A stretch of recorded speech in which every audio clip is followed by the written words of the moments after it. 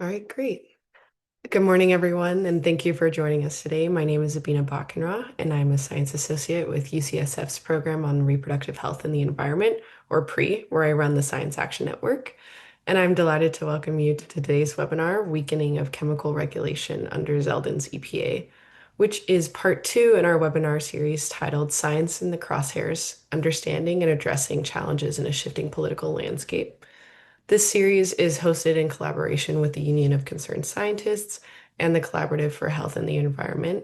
And you can check out those amazing organizations. I'll put their links in the chat in a second.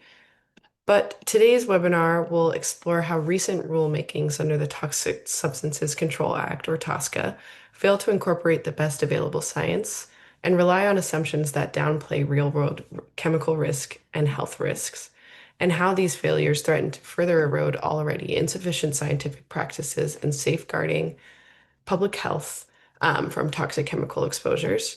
So we'll have experts talk to us today about the failures of these recent TSCA risk evaluations and risk management rules, covering chemicals like phthalates, methylene chloride, asbestos, and more. The webinar will conclude with a Q&A, so if you have any questions, you can use that function throughout the webinar, and then we'll address them at the end. You're also more than welcome to use the chat to discuss anything with other registrants and participants. So before we dive into today's discussion, I'd like to share a few housekeeping notes. As I mentioned, this symposium is hosted by UCSF's Science Action Network, and you can join this network using the QR code on the screen. The Science Action Network is an interdisciplinary group of over 200 scientific experts, public health advocates, and healthcare professionals who use their collective expertise to engage in policy that advances public and environmental health through public commenting, publications, and more. We also regularly host events such as this, where members are able to learn and engage with chemical policy at EPA and beyond. So to learn more, I really encourage you to sign up for the SAN. You can also find us on any of our pre-websites as well, linked here. So as I mentioned, this is part two in our series, and you can watch the recording of part one on Shay's YouTube, which I will link in the chat. And then for part three, which will occur on December 11th, you can learn more about the influence of financial conflicts of interest on science and regulatory decision making, the laws that minimize harm, and current efforts by the Trump administration to enable corporate capture of the EPA and dismantle environmental regulation altogether. I will provide the registration link in the chat. But moving on to today's webinar, we're privileged to have with us a group of experts to guide us through today's discussion. Joining us today is Adriana Antezana, who is a staff scientist at Earthjustice since February 2024, working in the Toxic Exposure and Health Program. Her prior experience includes roles at AB Associates from June 2018 to February 2024, where Adriana served as an environmental science associate in senior analysis, specializing in environmental hazard analysis, systematic review, and toxicological research while developing Tableau solutions for federal clients. Alongside Adriana is Jonathan Kalmuss-Katz, who's a senior attorney in Earthjustice Toxic Exposures and Health Program, which is dedicated to protecting people and the environment from toxic chemicals. His work is primarily related to the Environmental Protection Agency's implementation of TSCA. Before joining Earthjustice, he worked at an environmental law firm in New York, where he focused on litigation involving environmental impact, review, and hazardous substance remediation under the state and federal law. And our moderator for today's discussion is Dr. Rashmi Joklaker. She leads the science and policy and engagement team here at PRE, and she comes with a wealth of knowledge and understanding of how toxic chemicals impact susceptible populations and communities. She's skilled in addressing these issues with decision makers in Washington, D.C. She completed her PhD in the Integrated Toxicology and Environmental Health program at Duke, specializing in neurodevelopmental toxicology. And with that, I'll hand it over to John to get us started. Thanks so much, Rabina, and good morning or good afternoon, depending on where you are. I'm John Kalmuss-Katz, and as mentioned, I am an attorney with Earthjustice's Toxic Exposure and Health Program. I'm going to be talking today about some of the ways that the Trump administration is rolling back public health protections under the Toxic Substances Control Act, or TSCA. But because that's not a law that most people encounter very frequently, I wanted to begin with some background on what TSCA is and how it works. So TSCA is the main federal law regulating the production and use of non-pesticide chemicals in the United States. At the highest level, TSCA requires EPA to review and approve new chemicals before they come to market, and to evaluate and regulate the chemicals that we are exposed to every day in our workplaces, our homes, and the environment.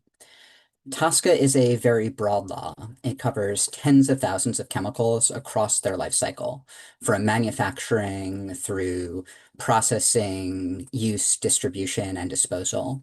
But TSCA has its limits. It does not regulate pesticides. Those are covered by a different federal law, FIFRA.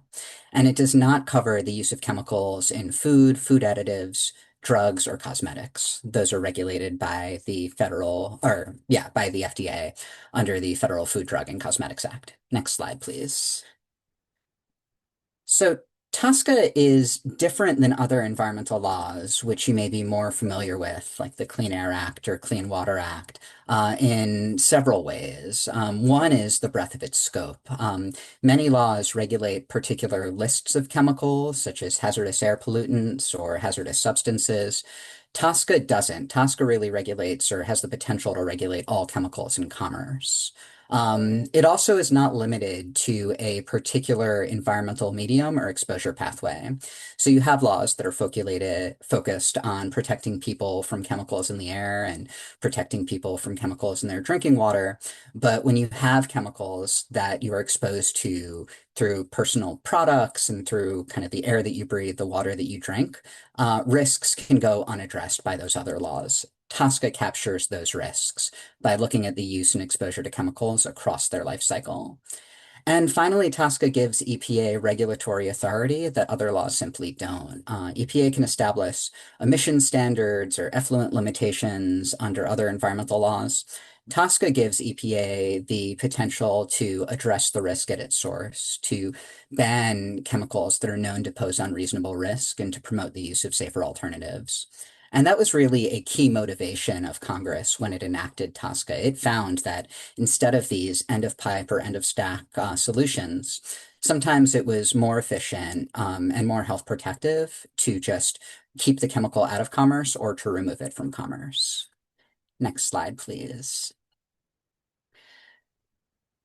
The regulation of existing chemicals under TSCA generally follows a three-step process. First, EPA identifies high priority chemicals for future risk evaluation.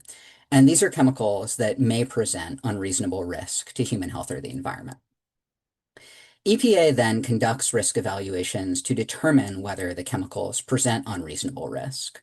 These risk evaluations, as I mentioned, have to look at chemicals across all of their conditions of use, which are the circumstances under which the chemical is known, intended, or reasonably foreseen to be manufactured, processed, used, distributed, or disposed of.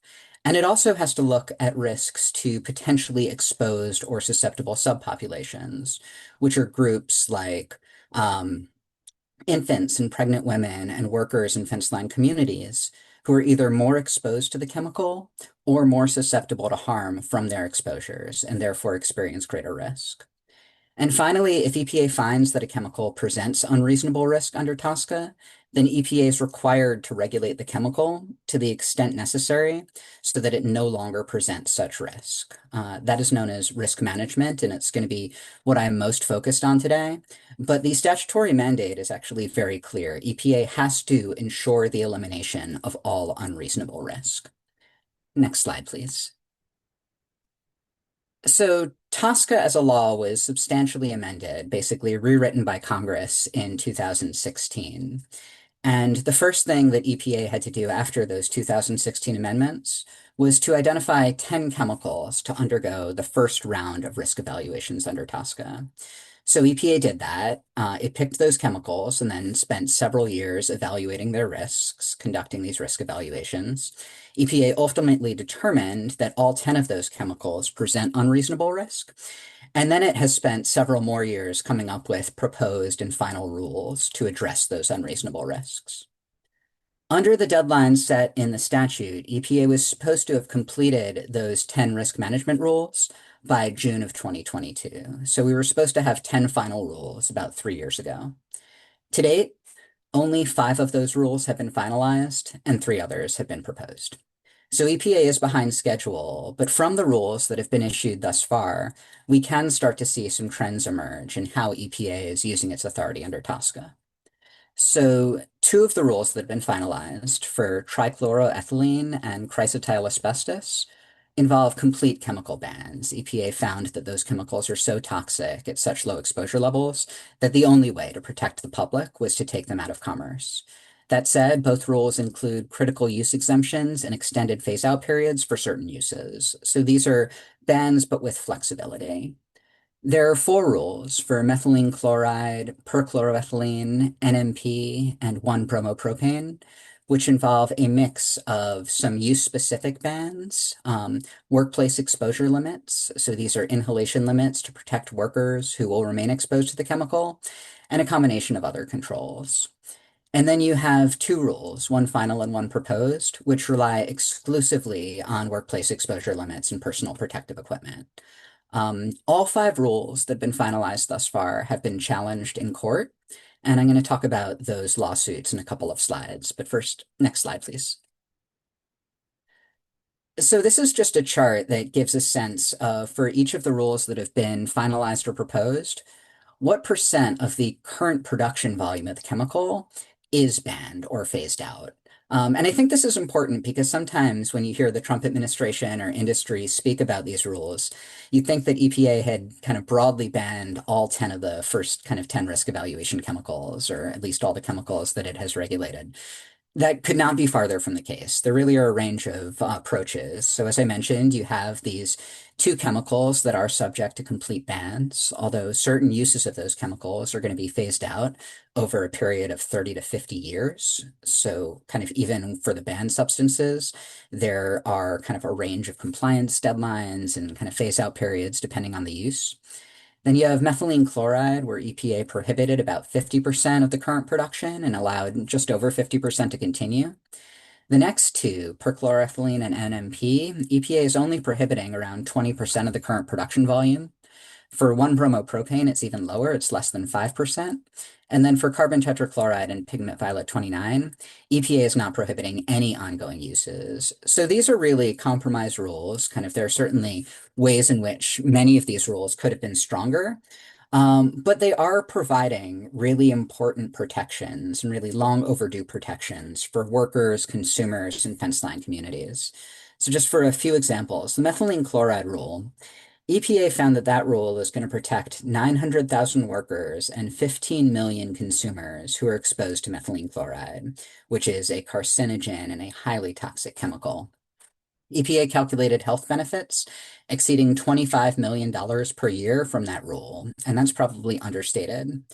Similarly, carbon tetrachloride, this is one where EPA didn't ban any of the commercial uses, and the consumer uses have already been prohibited by the CPSC. The rule is still going to protect more than 10,000 workers, and the workplace exposure limit that EPA set is orders of magnitude lower than the current OSHA permissible exposure limit, which OSHA itself recognizes is underprotective and woefully out of date. So all of these rules are kind of critically important and are providing meaningful public health benefits.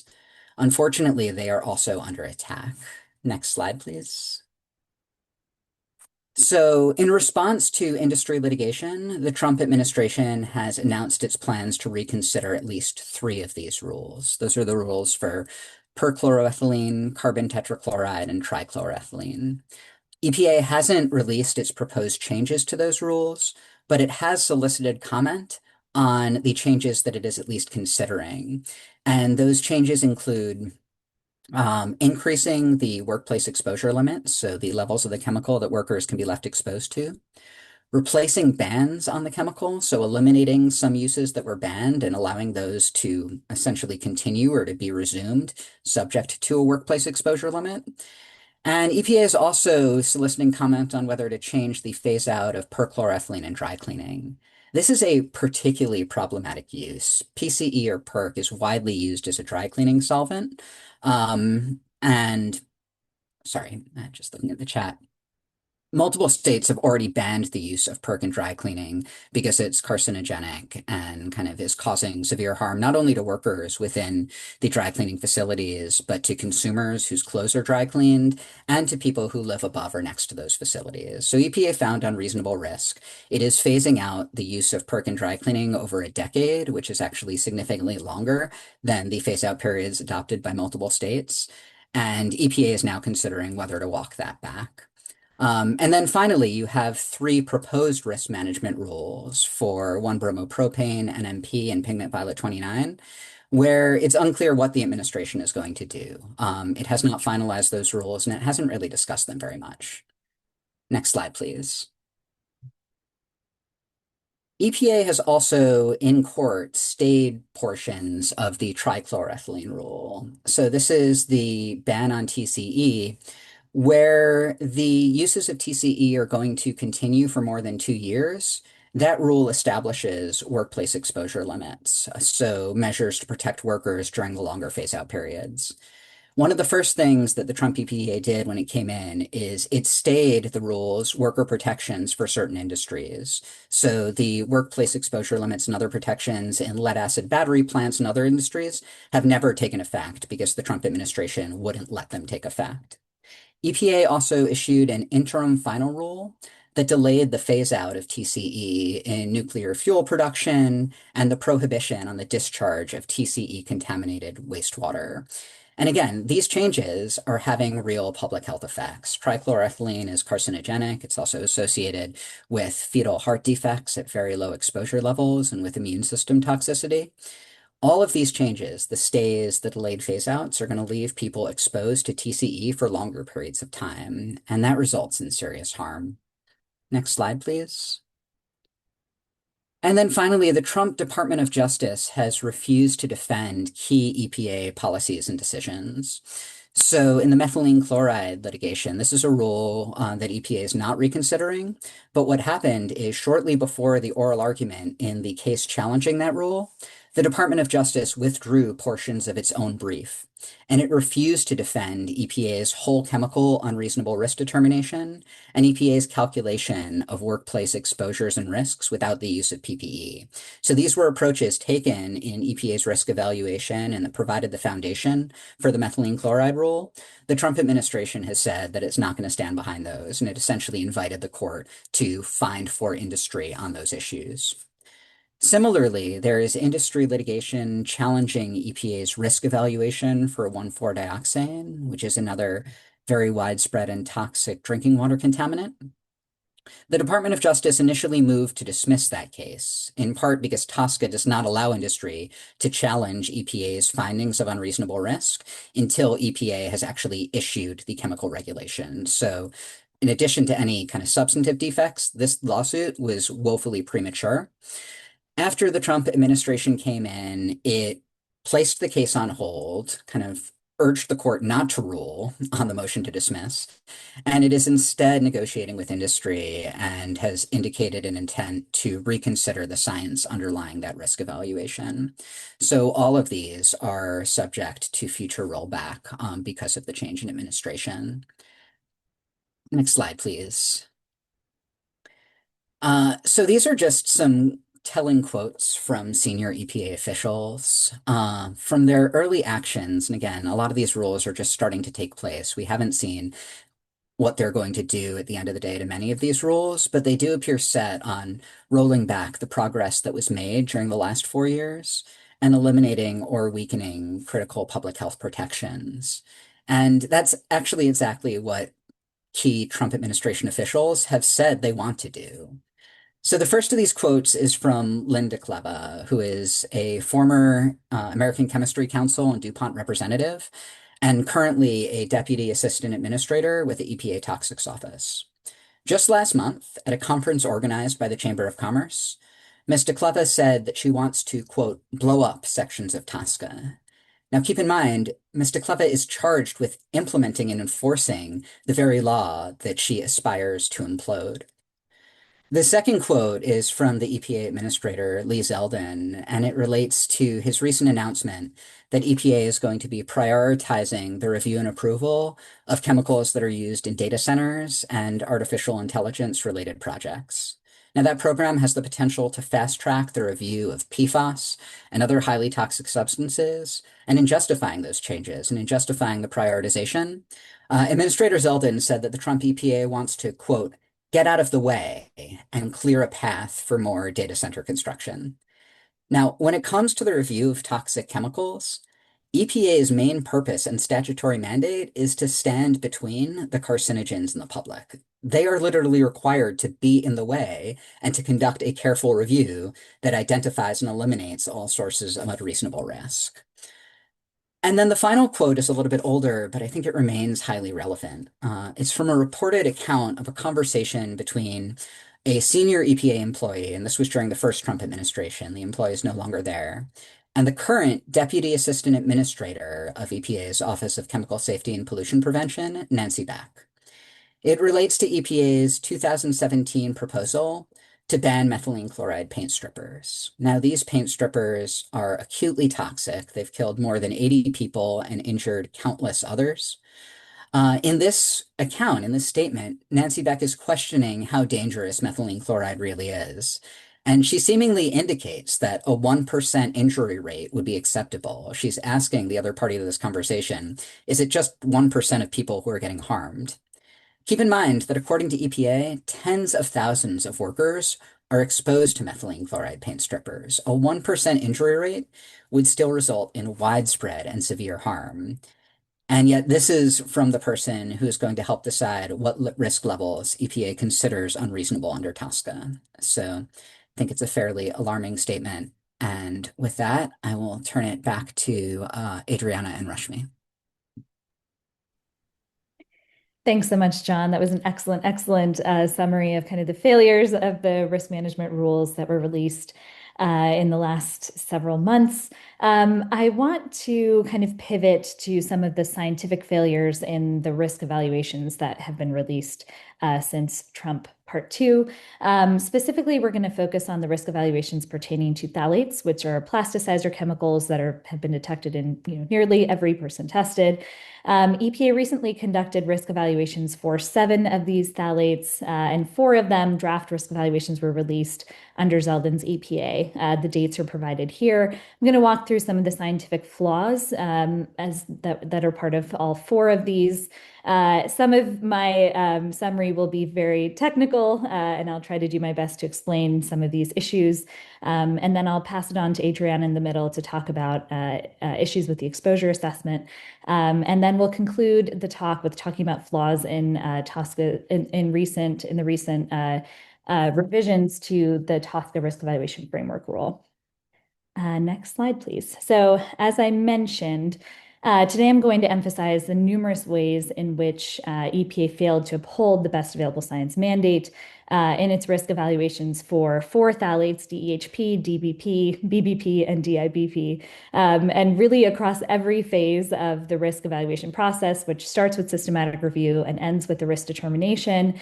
EPA's methods have fallen short, and these methodological shortcomings really call to question whether EPA appropriately identified the most sensitive health endpoints, and it really undermines our confidence in the agency's ability to derive risk values that ultimately protect public health, as mandated by TSCA. Next slide, please. So I want to start out with systematic review. The systematic review is really the foundation of a health protective risk assessment. The National Academies of Sciences, Engineering, and Medicine and the EPA's Science Advisory Committee on Chemicals, or the SAC, have in multiple reports provided EPA with the best available scientific methods for how to conduct systematic review that really ensures that all relevant health effect studies are considered and evaluated in a manner that is free from financial conflicts of interest. EPA has yet to adopt these methods, and as a result, none of the risk assessments have really considered the most current scientific evidence, which potentially undermines health protections. So in all four of these assessments, EPA did not rely on systematic review protocols that were published publicly before conducting the assessments, and they evaluated the evidence base inconsistently, resulting in an incomplete evidence base for hazard assessment, which is the next step in risk assessment. For all evidence streams, EPA relied on a literature search that hasn't been updated since 2019. For the epidemiologic evidence, studies published between 2019 and 2023 were only considered if they were submitted to the EPA docket. For toxicological evidence, all but a handful of studies published since 2020 were excluded from consideration altogether, and EPA did not consider any of the relevant toxicological studies of DBP and DEHP from its literature search that were published between 2014 and 2019 for dose response assessment, which means they really only relied on a very, very narrow subset of studies. These practices are really not consistent with the best available science, and the best available science does recommend that systematic reviews should be updated no more than 12 months before publication of a review. So next, EPA's approach to hazard identification began by excluding the vast majority of published toxicity studies, really without any scientific justification, and then quickly moved to a conclusion that there is not sufficient evidence to support hazard identification for most endpoints other than male reproductive harm, which is the endpoint of concern that these risk evaluations were based on. So of the studies that were screened in, EPA inappropriately excluded at least 733 relevant health effect studies for DEHP and 446 relevant health effect studies for DBP due to a scientifically flawed further filtering process. And for many of these exclusions, they failed to provide any kind of scientific justification. So, these methodological flaws collectively resulted in an insufficient starting point for evaluating the scientific literature to support both of these risk evaluations. EPA also disregarded all epidemiologic evidence from consideration for further assessment, and they narrowed the body of toxicological evidence to 50 studies for DEHP and only 7 studies for DBP. So again, between the two risk evaluations, they filtered out over 1,000 relevant studies and ended up with just a few dozen to put into the hazard identification and subsequent assessments. I'm not going to get into too much detail. This is kind of a technical deep dive, but I do want to point out that of the remaining studies that they did end up considering, they systematically excluded almost all of these studies based on study design elements like they only conducted an experiment in one sex of rodent, or they casted uncertainty in the clinical relevance of the findings for human health. These rationale are not scientifically justifiable. They don't have scientific merit and cannot be used as reason to blanket statement exclude studies from consideration. These are examples of studies that EPA did consider that had basically, so the NOAL is the no observed adverse effect level, the LOAL is the lowest observed adverse effect level, and essentially these are exposure levels at which you start to see health harm. As you can see across the board, these levels are, so the level that EPA chose to identify as the level causing harm in these risk evaluations was 5 milligrams per kilogram per day. And as you can see, some of these levels identified by previous studies are sometimes more than 100 times lower than that level that EPA chose to observe and to use for hazard identification and subsequent processes. So by excluding all of these studies without scientific justification, they're really missing the potential to have a risk value that is orders of magnitude lower than the one that they ended up choosing. Next slide, please.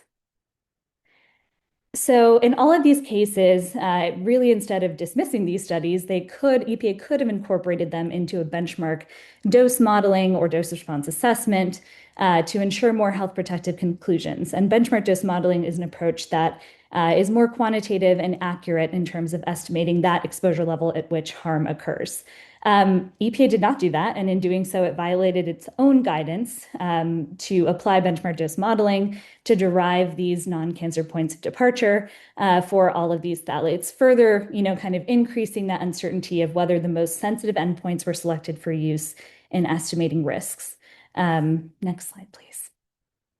So I'm going to pass it over to Adriana to talk about the flaws in EPA's exposure assessment for these phthalates. Yeah, thank you, Rashmi.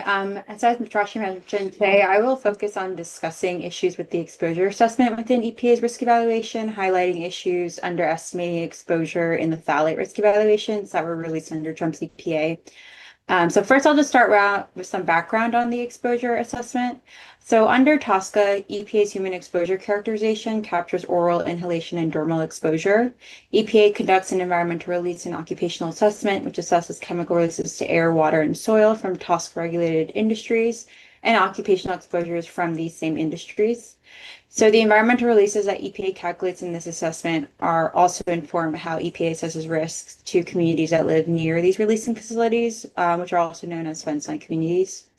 And EPA also conducts a consumer and indoor exposure assessment, which is supposed to capture all the ways that consumers, so the public, would be exposed to a chemical from products and articles that contain it. So this includes how the chemical may exist in the indoor environment, such as in your home, your car, school, children's daycare, your job. So this is especially important for phthalates, given their ubiquity, such as in plastics like polyvinyl chloride, known as PVC. So phthalates are also used in household products, clothing, furniture, toys, upholstery, car mats, pet toys, and all of these are TSCA regulated uses. And phthalates do leach and they migrate into indoor dust.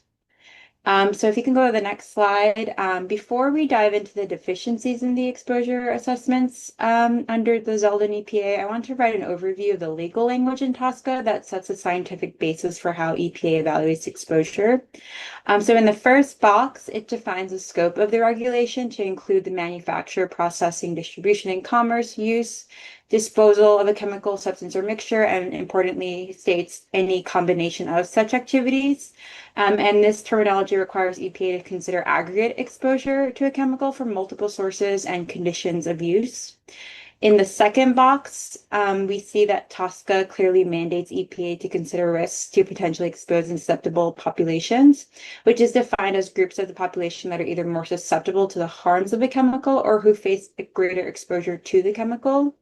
In the phthalate risk evaluations, these groups include women of reproductive age, pregnant women, frequent users of consumer products containing high concentrations of phthalates, and fence-line communities, tribes, and subsistence fishers whose diets includes large amounts of fish. And lastly, children, both because of their lower body weights and because of their behaviors such as chewing on plastic. And in the third and final box here, it highlights EPA's mandate to use the best available science in risk evaluation. We have long advocated for EPA to consider cumulative exposure, that is looking at exposure of the combination of chemicals that share similar mechanisms of toxicity. And in 2023, the Biden EPA did initiate the first cumulative assessment under TSCA, which was for 6 phthalates, and stated that doing so is aligned with best available science. And before we move on to the next slide, I just wanted to highlight background exposure, which are uses that are not regulated by TSCA, but that EPA must account for when determining if exposure from TSCA regulated uses poses a risk. If you just go to the next slide now. Accounting for these uses as background exposures is aligned with best available science and in TSCA's mandate for EPA to identify and eliminate risks for potentially exposed and susceptible subpopulations, since this would include groups of the general population who have increased susceptibility because of their background exposure, which can include food and medical devices and personal care products, as you've seen here, which are, again, not TSCA-regulated uses. So on this slide, we illustrate background exposures for phthalates and uses, and separately the uses that EPA does have the authority to regulate under TSCA. Under the current administration, the individual risk evaluations that have so far been released for phthalates did not consider background exposures that are illustrated here, but they rather only acknowledge that those uses exist. One such use that we have brought to EPA's attention via public comment is that EPA does not consider people exposed to higher levels of phthalates, such as DEHP, because of their use in medical devices. So dialysis patients, people who use feeding tubes, or who require regular blood transfusions are factually exposed to especially high levels of phthalates because of leaching from medical tubing that then directly enters the body. And this high exposure has been affirmed by the FDA. Therefore, we say that these people are more susceptible to harm from any additional exposure occurring from TSCA sources. But again, they are not currently being evaluated by EPA. Most significantly, food is the single highest source of phthalate exposure in the US. This is because phthalates are heavily used in food processing, packaging, and handling, especially PVC tubing, which is used in the dairy and beverage industries. And in the current risk evaluations, EPA does not consider background exposures from these uses in the individual evaluations. However, in the cumulative risk assessment, EPA did look at background exposure because they looked at urinary metabolite concentrations and back calculated to estimate that urinary concentration resulting from TSCA sources versus non-TSCA sources. But again, otherwise they were not considered in the individual risk evaluations. So now I want to move into looking how EPA does evaluate chemical exposure and how that compares to real world exposure people face. The left side of this graphic illustrates that exposures are cumulative since people are exposed to multiple phthalates at once, and aggregate since people are exposed to multiple sources of the same phthalates at once. But in reality, this isn't how EPA looks at exposure in both the current administration and in the previous one. Take, for example, a worker. We consistently point out that a worker who handles phthalates is also using consumer products that contain phthalates, and they are exposed to them in their environment. We've also pointed out to EPA that workers at facilities that use a chemical are likely to live near that facility and may be part of fence-line communities. In the phthalate risk evaluations, there have been a few common themes that EPA has used to underestimate exposure. One is dismissing the significance of a pathway because it's supposedly low. For example, in the DCHP risk evaluation, EPA did not aggregate exposure across pathways for the general population because they said on their own, each pathway, such as ambient air, surface water, fish ingestion, were not, quote, of concern. Obviously, we don't agree because if EPA doesn't even assess these combined exposures, how can they assert that the total exposure isn't a concern? Another common theme is EPA citing a lack of data. In several phthalate risk evaluations, EPA did not aggregate exposure across multiple uses, stating they did not find evidence to support that such co-uses occur. And to an extent this is true, EPA likely won't find statistics or survey showing that people who use an adhesive are also using a specific rubber or plastic article. Nonetheless, one that will estimate the extent of that use. However, we argue that these are reasonably foreseen uses that EPA must consider. And the final theme that I guess we commonly see is EPA completely ignoring a pathway. EPA did consider exposure to phthalates found in indoor dust. Oh, sorry, they did not consider exposure to phthalates found in indoor dust that originates from TSCA uses, such as cleaning products and furniture. The current EPA decided that they only would look at articles with a surface area greater than 1 square meter, and then concluded that no consumer use would therefore be relevant. And they also deemed that exposure from dust from small items would be so negligible that they aren't even worth quantifying. So that is just a snapshot of some of the issues that our teams have found in these phthalate risk evaluations. If we could just turn to the next slide. I just wanted to briefly highlight some threats under the current administration. As John pointed out, there recently was a reconsideration of the risk evaluation framework rule, and these were 2 proposed changes that would result in an underestimation of risk and exposure, rather. So in the first point, chemical industry and EPA are questioning whether TSCA requires consideration of all uses, pathways, and routes of a chemical. As I previously noted, EPA does arbitrarily deem a pathway as significant, and likely the goal here is to keep doing that and applying that to even more exposure pathways. And the second point here is regarding how occupational exposures are evaluated. Chemical industry and EPA assert that optimal controls are always in place in the workplace, that all workers are wearing PPE the way appropriately, that all industrial controls are in place and working, and that the risk evaluation should account for that. And we have repeatedly disagreed with this for several reasons. First, PPE is a risk management tool, and including it in the risk evaluation is EPA blurring the different phases and dismissing other potential risk management interventions.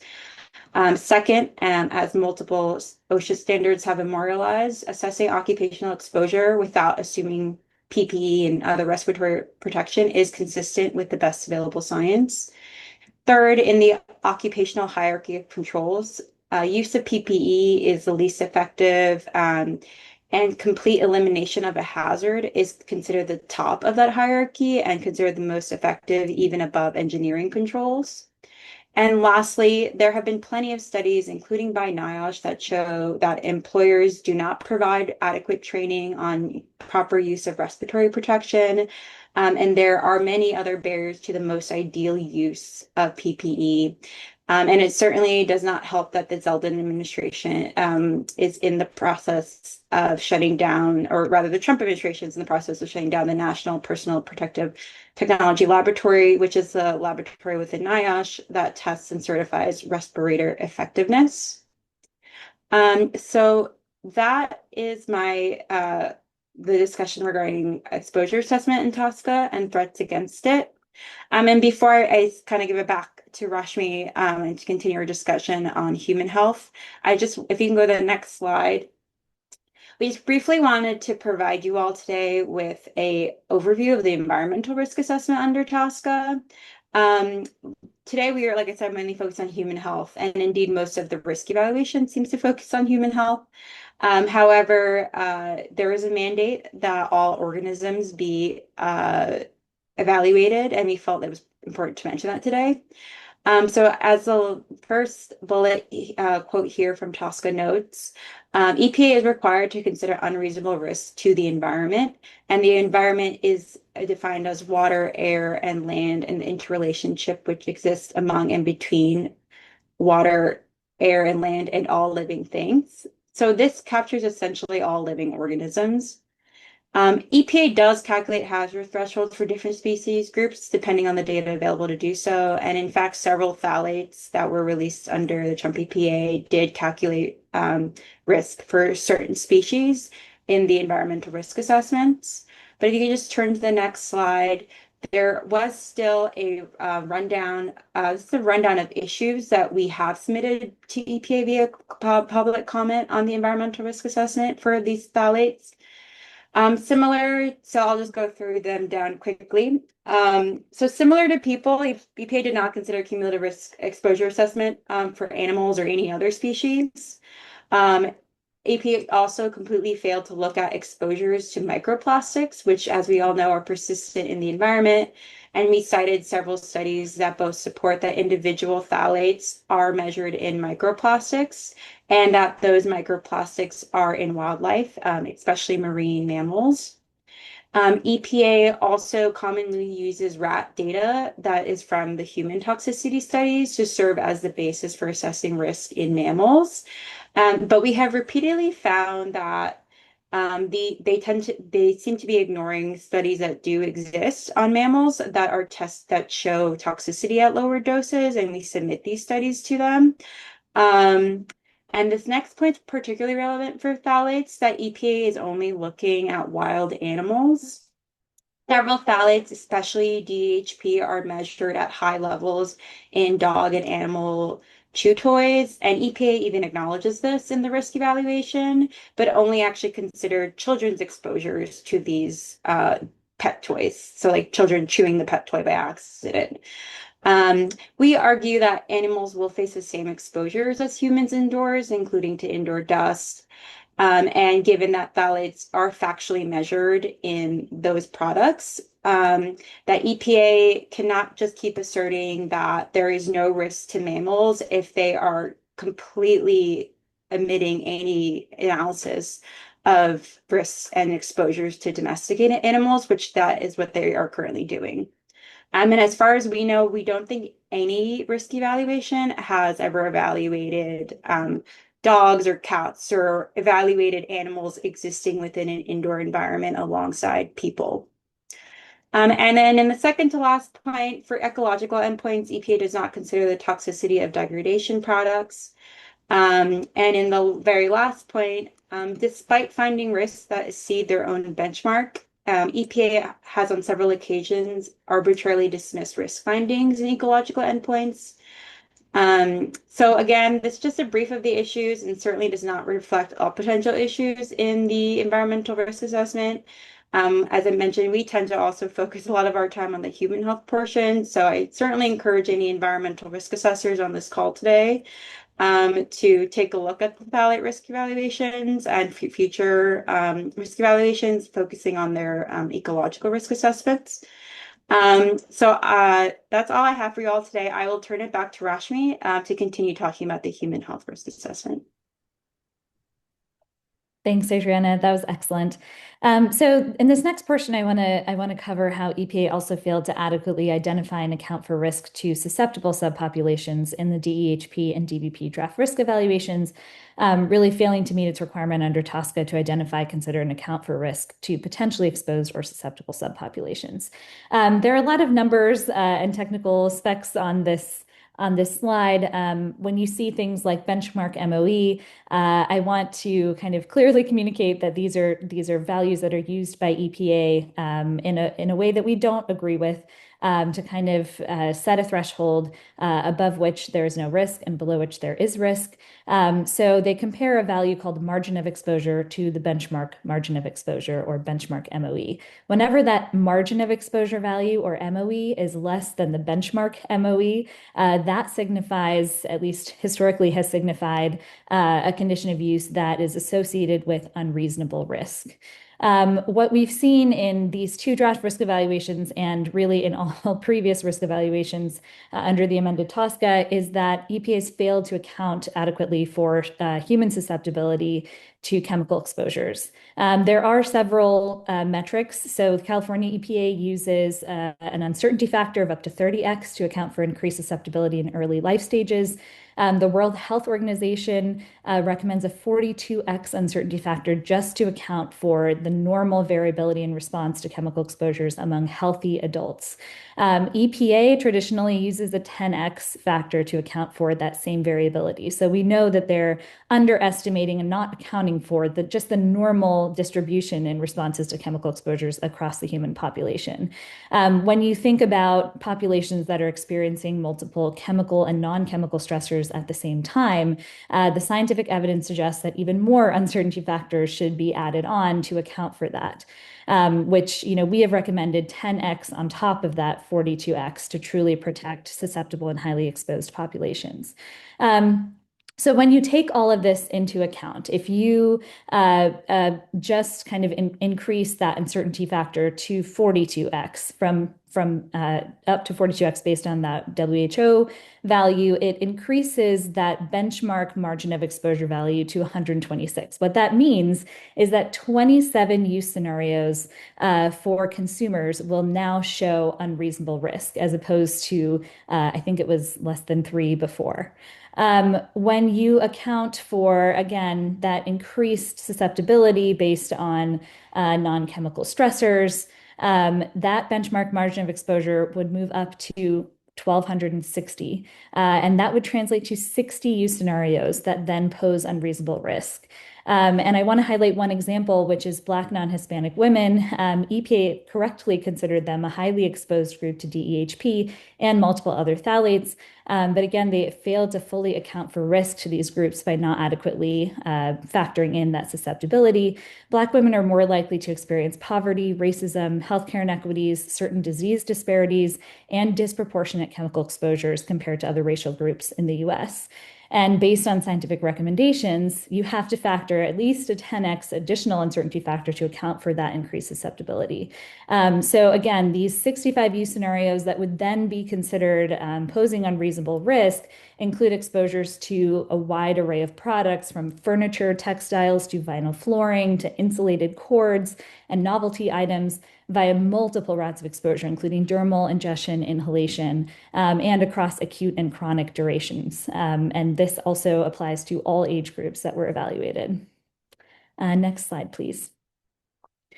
So EPA also failed to rely on the best available methods to quantify non-cancer risk for DEHP and DBP. I mentioned this kind of flawed margin of exposure approach. We applied methods that were developed by the World Health Organization to quantify the non-cancer risk of male reproductive harm from chronic DEHP and chronic DBP exposure.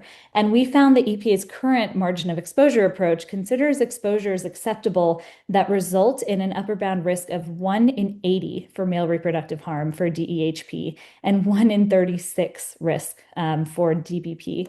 These are risk levels 12,500 and 28,000 times higher, respectively, than the 1 in 1 million target risk level that EPA typically applies to protect from cancer risk. So, together these methodological inadequacies really collectively mean that we can't build confidence in the hazard assessment or in the hazard values that EPA has relied on in all of these assessments, or know whether these assessments truly relied on the most sensitive endpoints. And this could really lead ultimately to an underestimation of risk in the range of orders of magnitude. Next slide, please.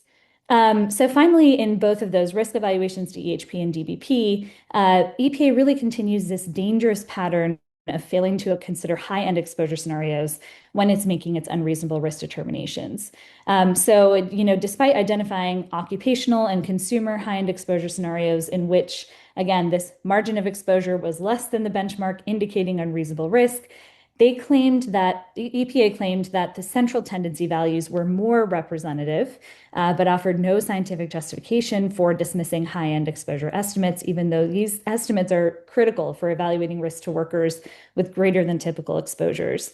So that decision disregards the EPA's obligation under TSCA to determine whether workers with greater than typical exposures are experiencing unreasonable risk, and effectively ignores the risks to 50% of workers in these conditions of use. This practice also deviates from EPA's prior TSCA risk evaluations, and it contradicts its legal obligation under TSCA to assess risk to potentially exposed and susceptible subpopulations, as I mentioned before. So, using high-end exposure estimates as a basis for risk characterization and risk determination is really scientifically well supported and consistent with the requirements under TSCA.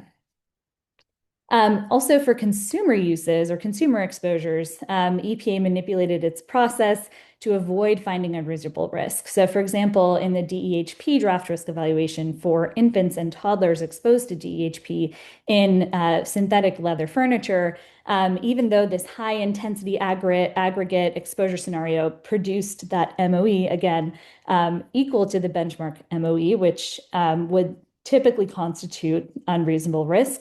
They excluded this scenario in their final risk determination, and their rationale was that infants and toddlers are unlikely to have prolonged contact with synthetic leather furniture, which is, really scientifically unsupported, and it overlooks common real-world behaviors like napping or screen time or reading while you're seated.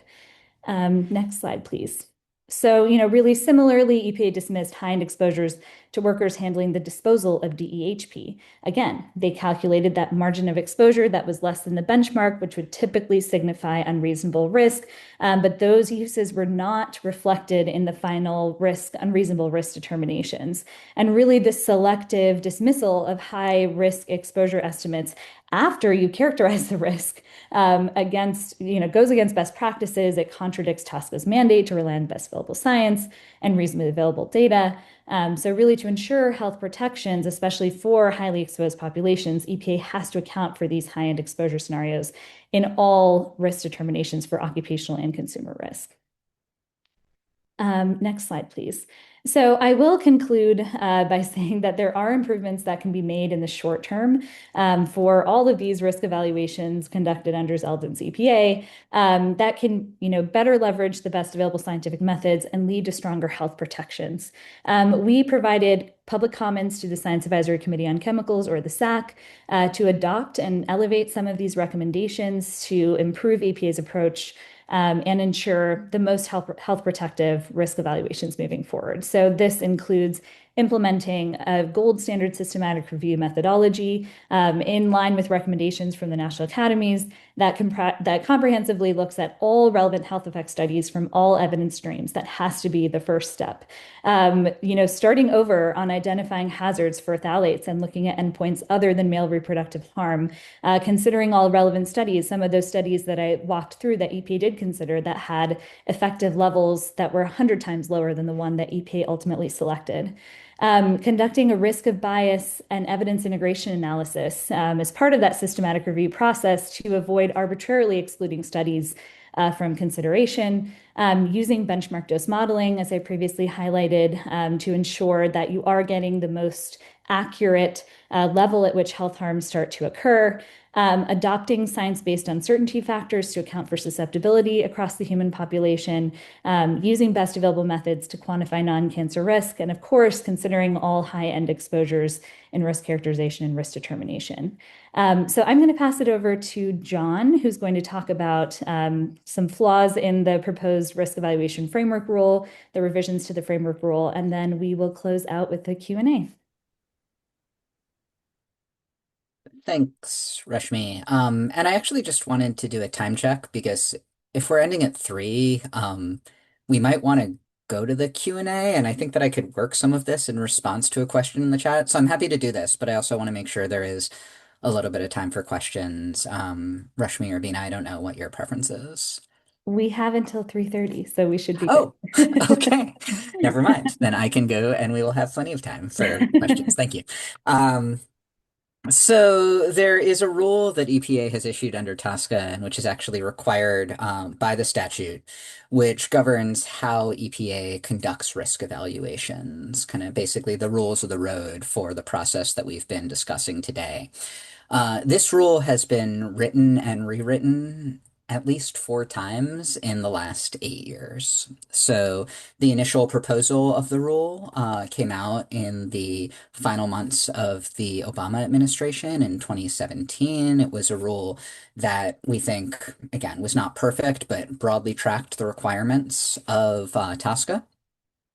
That rule was not finalized during the Biden administration. Instead, the Trump administration came in and promptly rewrote it. And if you look at the rule that was finalized in the summer of 2017 in the first Trump administration, you can see literal language that was lifted from American Chemistry Council comments and placed into the rule itself. So it was rewritten to be more industry friendly in some ways that I'm going to discuss on the next slide.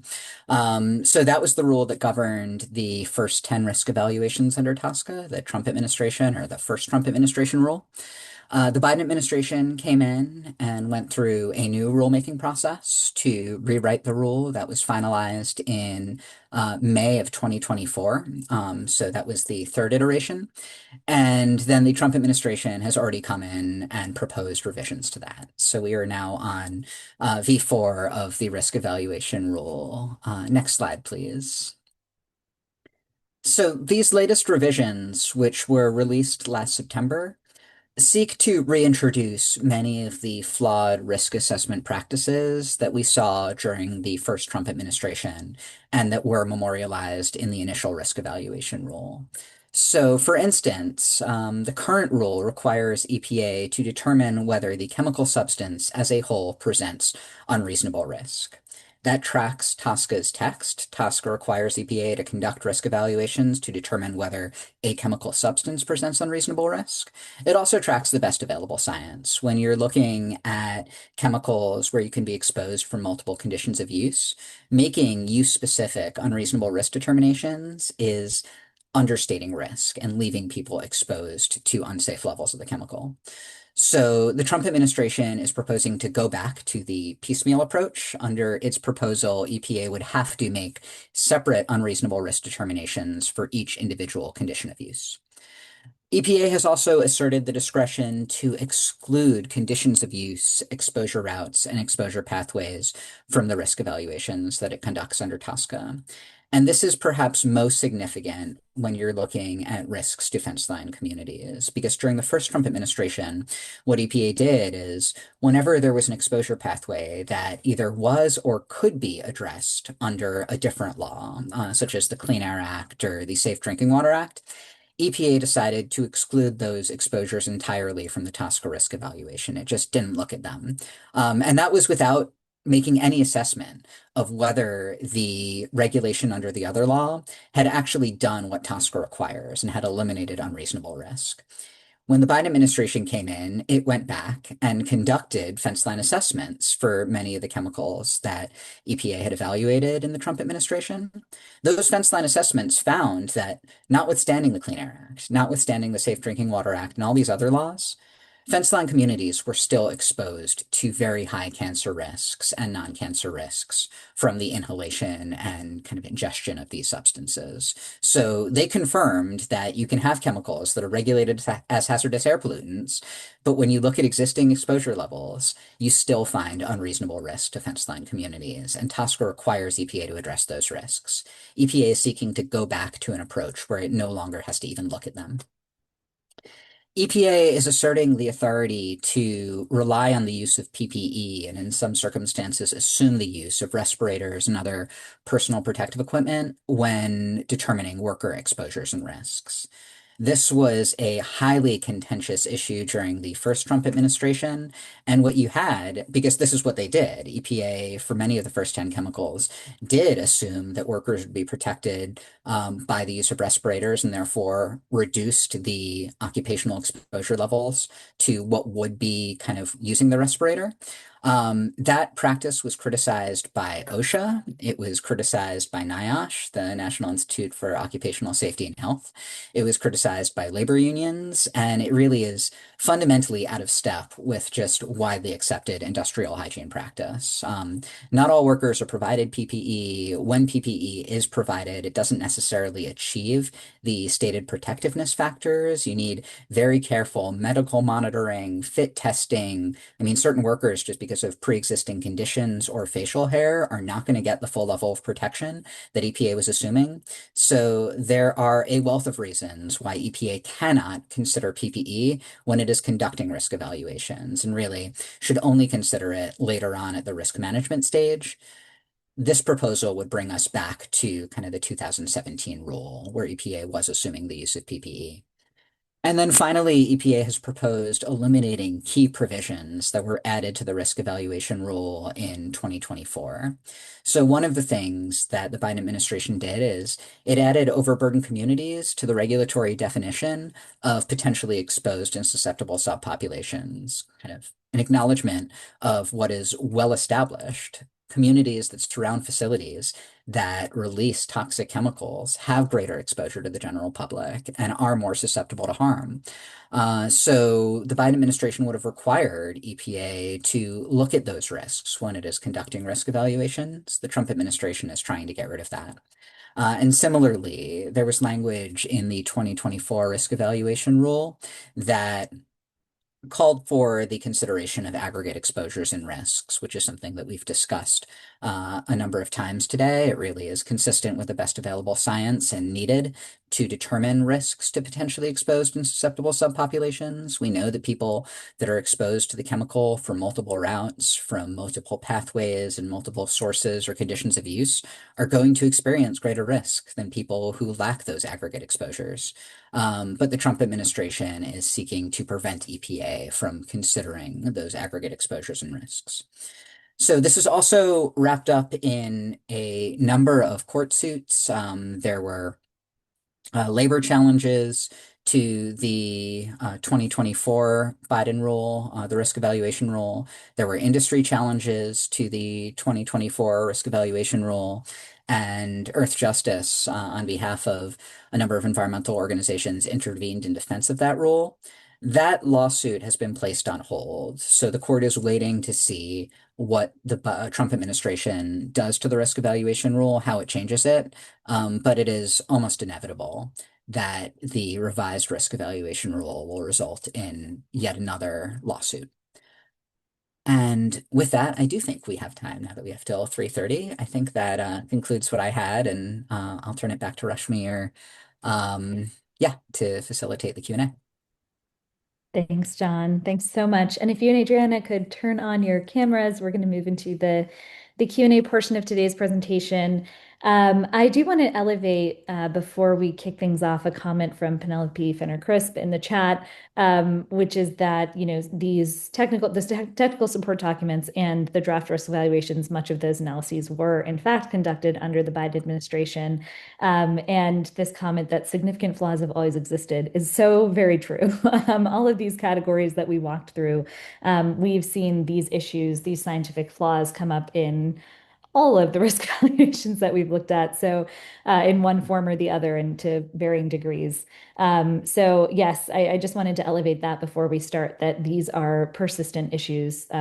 Some of them have come up more recently. So EPA's essentially dismissal of uses that are associated with that were historically kind of considered unreasonable risk. Again, if that MOE was less than the benchmark, we've only kind of in more recent years seen EPA, after calculating those risk levels, completely write them off in the risk determination phase. So that's kind of a new dangerous kind of precedent setting that's been happening. So I also wanted to start off the framing with, I'm sure many people are wondering what solutions are. So we've talked through all of these very deep-seated scientific flaws that are consistently showing up across these risk evaluations and have been showing up before Trump. How do we tackle these issues?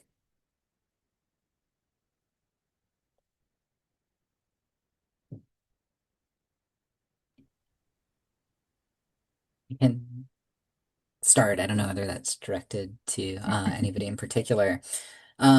So I perhaps have the easier job as a lawyer because, in my view, TSCA gives EPA the necessary tools. Like, basically, you look at the just plain text of this statute, and it includes a fairly sweeping mandate to protect public health.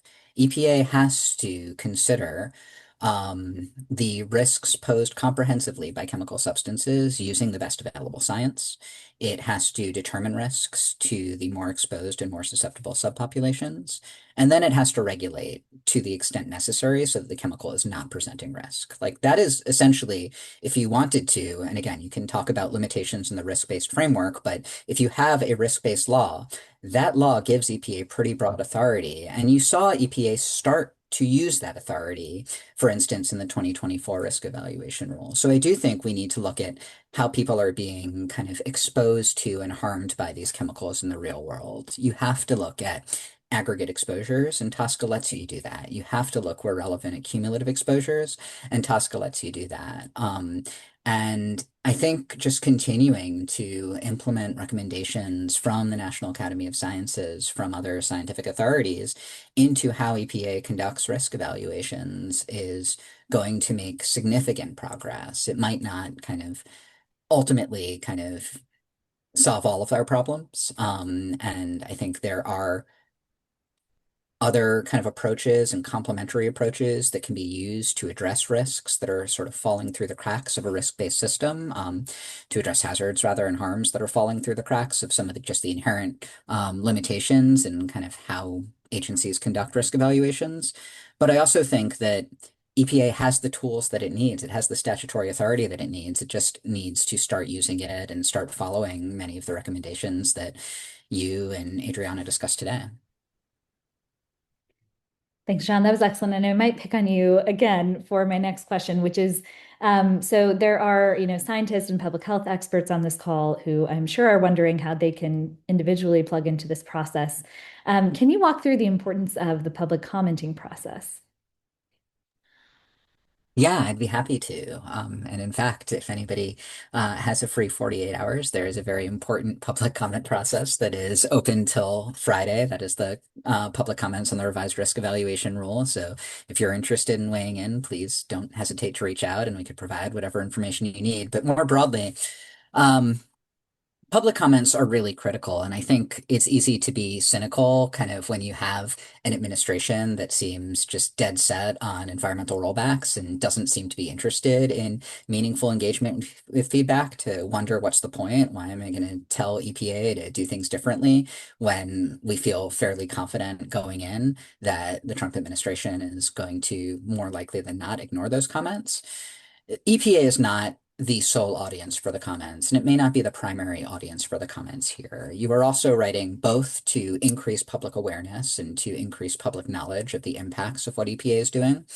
And you're also writing for future judges in future litigation, because when any administrative action, a rule, or an order is challenged, the court can only look at the information that was presented to the agency during the public comment process that is known as the administrative record. So if you have data that you want a court to consider showing why EPA's approaches are flawed, if you have arguments that you think illustrate that EPA's approaches are contrary to the best available science, should not be used, that there are better ways, if you have studies that you think provide relevant information about a chemical that EPA has not considered, those need to be provided to the agency in order to be considered by the court. So I think it is absolutely essential for scientists, in particular, people who are aware of the latest studies, of the kind of best data, to engage and to provide those to the agency, because that kind of then we can use if we end up having to challenge the rule. That was so excellent. Thanks so much, John. It's very well said. One piece that I'll add to that's kind of a role that UCSF Pre plays in this ecosystem is not only kind of elevating and promoting those, best available studies, as John was mentioning, but also conducting science that puts these best available methods into practice, generating evidence that kind of builds that strongest scientific case that if you do consider these best available methods, there is an underestimation of risk. And here's exactly what the underestimation is. So there's a quantitative kind of stamp on it.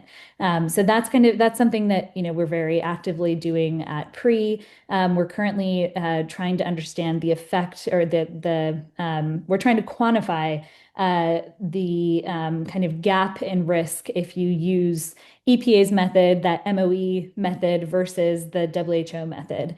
And we're running analyses for, over a dozen chemicals to try to, very explicitly state that using exposure levels that EPA considers acceptable, here's the probabilistic risk, health risk that people will face.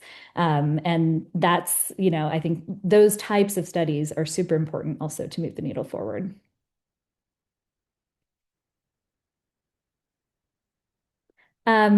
Maybe if there aren't any other comments, I want to move on to one of the questions in the Q&A box, and I see there are more questions rolling in, which is great. Have the changes to the scientific assessments under Trump's EPA tracked at all with their new proposals to implement gold standard science? Which is an interesting one. Who would like to take that first? I mean, I can, because I'm commenting on this now on the risk evaluation rule, and I've done some work, but then I'm not a scientist and I'm very interested in others' thoughts as well. So the gold standard science executive order that was issued by the president earlier this year is, to some extent, it includes these 8 or 9 precepts of gold standard science, which are defined so vaguely and so broadly as to be both kind of meaningless and potentially harmful. Like basically, it's hard to be against transparency and reproducibility and kind of these other kind of buzzwords in the abstract. You look at how those concepts have been sort of weaponized in the first Trump administration. They used transparency to issue and to support the censored science rule and to try and exclude epidemiological data because personal information about the test subjects couldn't be shared. So I think all of these things are things which are hard to kind of be opposed to in the abstract, and they therefore use them kind of to implement really dangerous deregulatory approaches. And they are invoking that in the proposed changes to the risk evaluation rule. They say, in justifying some of the rollbacks that we discussed, that they are reviewing the rule in light of the gold standard science order. They don't really explain how, and I think there's a reason for that. Like if you actually look at what the gold standard science rule sets forth as gold standard science, even at the highest conceptual level, it is fundamentally inconsistent with what EPA is proposing. So peer review is one of their gold standard science precepts. The designated peer review panel under TSCA, the Science Advisory Committee on Chemicals, has expressly rejected almost everything they're trying to do in this proposed rule. So they're trying to get rid of or to reduce aggregate exposure assessment. The SAC has said that is absolutely critical. They're trying to assume the use of PPE. The SAC has said you can't do that. So they are expressly rejecting the recommendations of their peer review panel, and then they're kind of cloaking the rollbacks in this gold standard science language in order to justify it. So I think it's fairly disingenuous. I think we saw that similarly with, I mean, again, it wasn't TSCA, but they invoked the gold standard science executive order in their proposed withdrawal of the greenhouse gas endangerment finding. I don't think there's any world in which kind of saying that greenhouse gases are not contributing to significant public health risk is supported by gold standard science. But I think the problem is it's drafted so broadly and it's so amorphous that they can sort of use it however they want.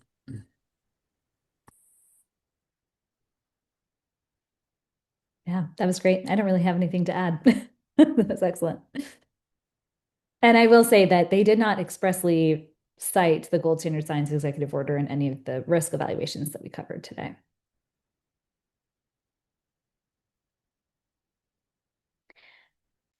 So another question is around mentioning, so we mentioned cumulative impacts, how we would recommend incorporating grouping of chemicals instead of analyzing one at a time. Oh, sorry, how would you recommend, sorry, how would you recommend incorporating grouping chemicals instead of analyzing one at a time, as well as looking at chemical mixtures in risk assessment? So I can start off with this question. So it's interesting because the phthalates is really the first example where EPA has embarked on the journey of conducting a cumulative risk assessment. They've decided to include 6 phthalates in that cumulative risk assessment, and they've released various technical support documents for the approach that they're going to take to conduct that. We do have some kind of fundamental issues with how they're grouping chemicals. So the National Academy of Science recommends that if you are to conduct a cumulative risk assessment, you group chemicals based on whether they contribute to a common adverse health outcome, and if there's evidence that they're co-exposures in the human population. Yes, it is true that 6 of the 7 phthalates contribute to the common adverse health outcome of male reproductive harm, but all 7 and all phthalates contribute to other kind of combinations of adverse health outcomes that EPA did not explore. There are also other chemicals that people are exposed to that would be under the purview of TSCA regulation that contribute to male reproductive harm that they did not consider in including in the risk assessment. So just the proposed chemical grouping alone of this 6 set of phthalates, we feel is kind of inherently inadequate. I will say that it is great that they're doing it. It is a really important first step in this process, but there are ways that they could have broadened their analysis to be more health protective and more reflective of real world chemical exposures. There are also a lot of other pieces to what would be considered a health protective cumulative risk assessment that EPA is not factoring into their proposed approach for phthalates. One of them is factoring in non-chemical stressors. Again, we've never really seen EPA do this in a health protective way. I mentioned the uncertainty factors that California EPA uses, that the World Health Organization recommends, that we have recommended in publications from PRE that have yet to be implemented by EPA. And we know that people exposed to multiple phthalates are also exposed to multiple non-chemical stressors. And so failing to account for that will also result in an underestimation of risk. And that is also something that the National Academy recommends, National Academy of Science recommends to consider in cumulative risk assessment.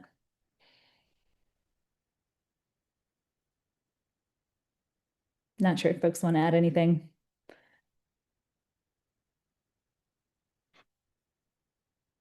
No, that all sounds kind of, yeah, I agree with all of that. I saw the question had mentioned a um, MAF, which I think is a mixture assessment factor, sort of an additional adjustment or uncertainty factor that could be used when you're not able to precisely calculate the kind of cumulative risk. And I do think that's an important backstop. Like it might not kind of get you the level of precision and detail that you would have if you conducted meaningful cumulative risk assessment. But often what we hear EPA say is, we would love to look at cumulative risk, but we just don't have the resources. We don't have the time. We don't know how. It's so complicated. And this is not to minimize. Like, look, this is a complicated endeavor. I think there are approaches that have been used. Like, I don't think that this is something that is beyond EPA's capacity, but it is different and broader than what they typically do.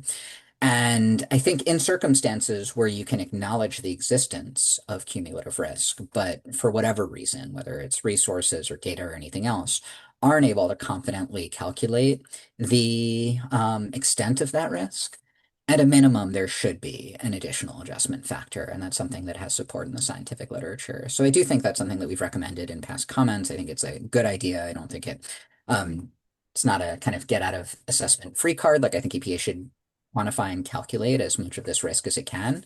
And I do think that having the adjustment factor as a backstop is important. Yes, absolutely. Thanks, John. I missed that part of the question originally. That's great. The next question is, with the dismantling of ORD and OEJ, how can academia, the nonprofit world, and state and local governments, private sector, et cetera, most strategically pick up this critical work at the federal level and fill in gaps of these enormous losses to the EPA? Yeah, that's a really great question too.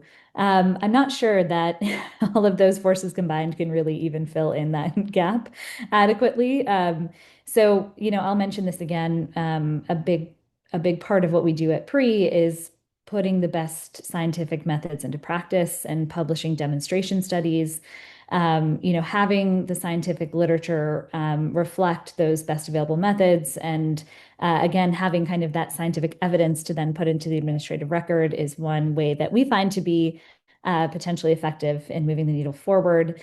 And yeah, again, I don't know if we can all fill those very big shoes, but that's kind of the footprint that we have.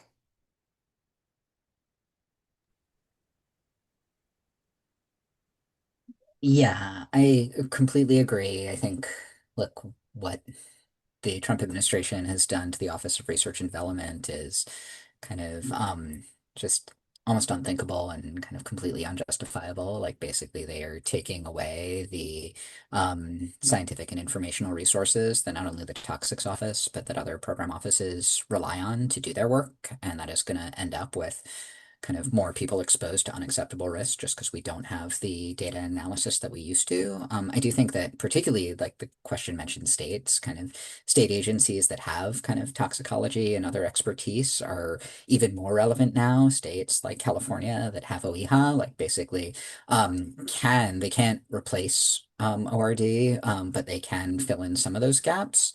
And for academia and other just kind of scientists, I think just being aware of the chemicals that are in line for risk evaluation, this is a multi-year process. So generally, kind of when a chemical is identified as a potential candidate for prioritization, usually like 5+ years before the risk evaluation is going to be finalized. And you could identify key data gaps. So if that's a chemical that you have any expertise on or that you're interested in, kind of conducting research that can help fill some of the gaps now that we're not going to have the same level of kind of federal resources to do that, I think can be really helpful. And kind of the chemicals are all available online and we're happy to kind of do that. But I think there is a lot of value in kind of even kind of just academic literature, kind of scientific studies that can inform these risk evaluations and address some of the gaps that are being left by the real decimation of ORD and other scientific resources within the federal government.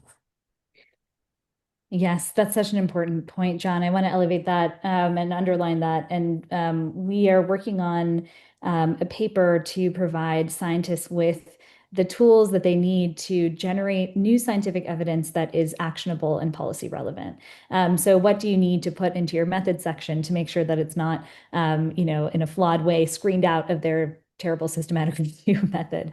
How do you kind of equip your science to be bulletproof and address real world policy needs? So when that's out, we will make that available. And also, we can serve as a resource if there are any questions that come up from folks. And in case you're working on a new grant proposal or you have a current set of chemicals that you might think is relevant, please reach out to us and we're happy to set up a conversation and talk about that experimental design. That's great. Okay, there are a couple of actually several other questions that are pouring in. I did see this one in the chat from Rob McConnell first. So I'm going to start with that, and maybe I'll take one more after that because we're running out of time. But stricter standards and regulations at the state level often create challenges to industry and can force compliance beyond the state. Are there any targets of opportunity? And this might be a question for John.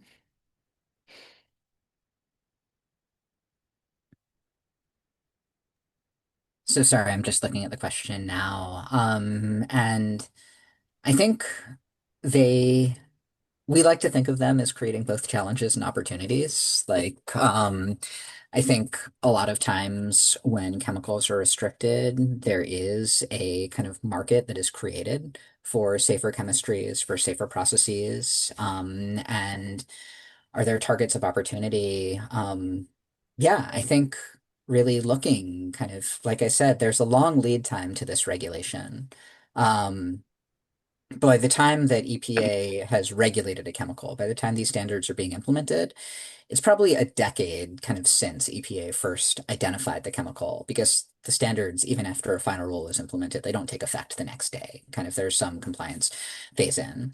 So you have kind of time to, once chemicals are first identified as going into the pipeline, to start thinking about, well, can this be replaced? What are safer substitutes? How can we kind of take advantage of kind of the looming regulation and get out ahead of it?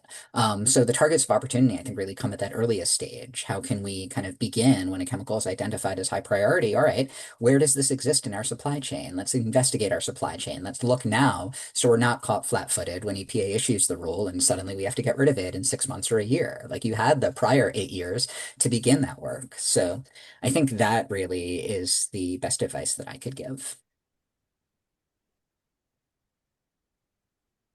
That's great. Okay, so I think we have time for one more question. Does the EPA review new chemicals before they're used in the marketplace? It seems like there are too many to be fully reviewed. If so, how? That is a great question. The answer is yes, and I'll let John elaborate on that because he knows the legal framework much more comprehensively than I do. It does, and this was a fundamental change of the 2016 TSCA amendments that I mentioned.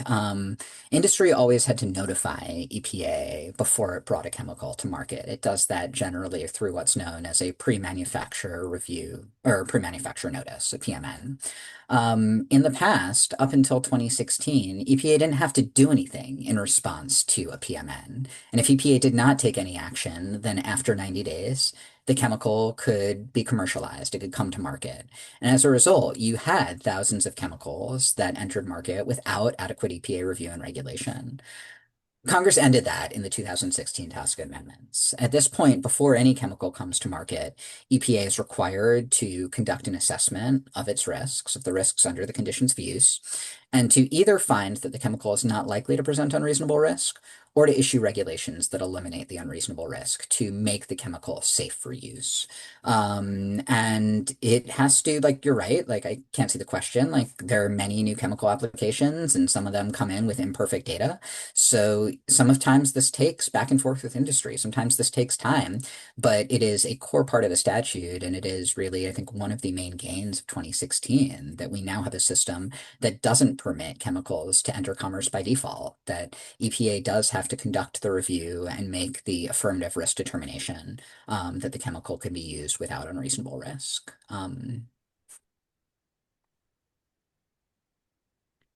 That's great. With that said, I will say that The industry argues that this process is very slow and, prohibits innovation and all of that. But if you actually look at the numbers, I think it's like over 3,600 chemicals have been approved through the new chemicals process, either through exemptions or the PMN pre-manufacturer notice, and that amounts to over one new chemical per day since TSCA was amended. So, there are quite a few new chemicals that enter the market through this process, and we are pretty critical. John pointed out that there are protections in the statute to actually look at the safety of these chemicals or the hazard of these chemicals, but it's not a perfect process, and we do have some critiques of that as well, and ways, thoughts of how that could be better implemented. Okay, with that, I will pass it to Abina, and I think we're going to wrap up. Yeah, great. Thank you, Rashmi. Well, first, I just want to say thank you to our speakers today. I think this was a really engaging conversation, and I think we all learned a lot. So, thank you so much for sharing your insights and your expertise today. And thank you, Rashmi, for moderating us through the Q&A. I think that was wonderful as well. Just a quick few announcements as a reminder, this is a series. So if you'd like to attend our other webinar on December 11th, I just dropped the registration in the chat and you can register there. Also, there are opportunities to get involved with the work that we do at PRE. As Rashmi mentioned, one solution is making our science very publicly available. So if you want to spread your science, you can guest blog with us at PRE and you can contact our comms director, Susan. And her email is on the screen, so you can take a screenshot if you'd like, or this recording will also be posted. Lastly, again, I just want to thank Earthjustice, both John and Adriana, for coming today and speaking with us. We really value your opinions and your expertise, and today was a great conversation. And lastly, you can join our Science Action Network and follow PRE for more information. As Rashmi mentioned, we're doing a lot of really exciting work. So there will be a lot coming out in the next few months.